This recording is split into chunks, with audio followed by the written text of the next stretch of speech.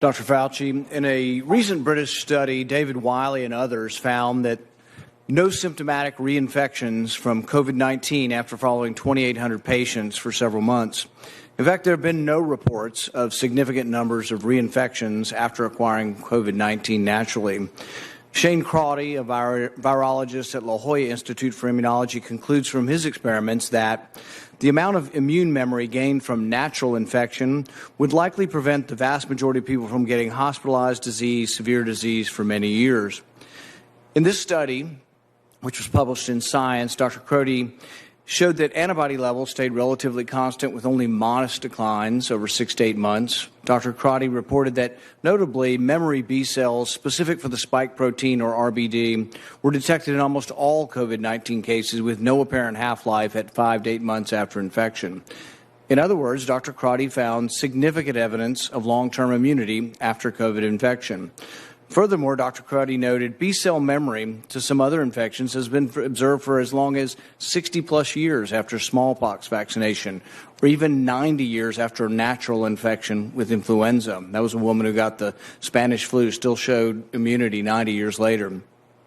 So rather than being pessimistic towards people gaining immunity after they've had COVID or had a vaccine, studies argue for significant optimism. In fact, there have been no scientific studies arguing or proving that infection with COVID does not create immunity. There have been no studies showing significant numbers of reinfections. Of the 30 million Americans who have had COVID, only a handful of reinfections have been discovered. In fact, the New York Times reported last fall more than 38 million people at the time worldwide had been infected with the coronavirus, and as of that date, fewer than 5 of these cases had been confirmed by scientists to be reinfections. Scientists interviewed for the article concluded, in most cases, a second bout with the virus produced milder symptoms or none at all.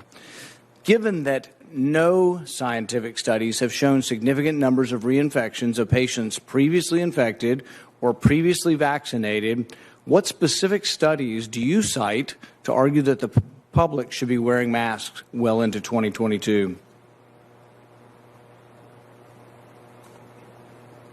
I'm not sure I understand the connection of what you're saying about masks and reinfection. We're talking about people who have never been infected before.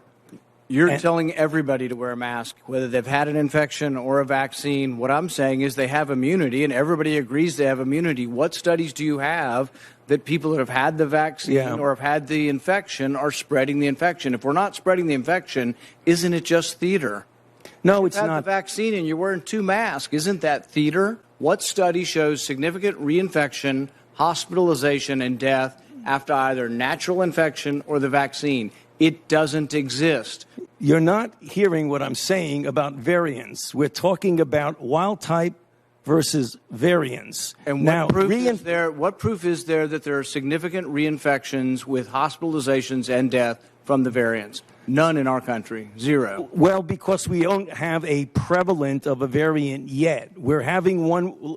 Can I finish? We're having 117 that's becoming more dominant. Your policy based on conjecture. No, it isn't based on conjecture. Variants, so you want people to wear a mask for another couple years. No. You've been vaccinated, and you parade around in 2 masks for show. The nanny state's going to be there for 3 more years, and you got to wear a mask forever. People don't want to hear it. There's no science behind it. Well, let me just state for the record that masks are not theater.